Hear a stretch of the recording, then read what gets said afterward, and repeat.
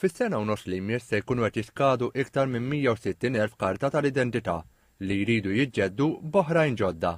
Fl-aħħar xarejn iktar minn 9,000 persuna ġeddew dan id-dokument.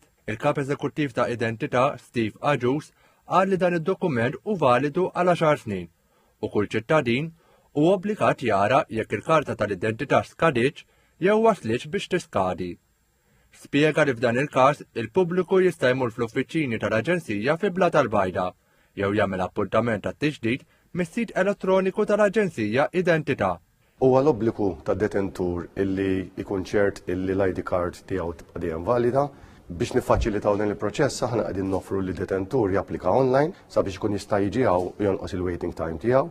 Tajb wieħed jgħid ukoll illi l-ID card ukoll fejn jidħol l-użu tal-ID għandha skop importanti ħafna għax hija l-infrastruttura illi toffri l-interface għas-servizzi tal-gvern online. Il-karta tal-identità kienet saret obbligatorja bil-liġi 49 sena ilu għal dawk li jgħalqu 18 sena u llum dan l-obbligu niżel għal 16 sena.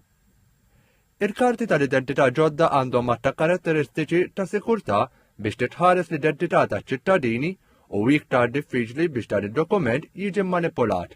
Fi żjara f'Gatard House il-Ministru għall-Intern Byron Camilleri qal li l-Aġenzija qed tagħti prijorità assoluta għat-tixtieq ta' dan id-dokument.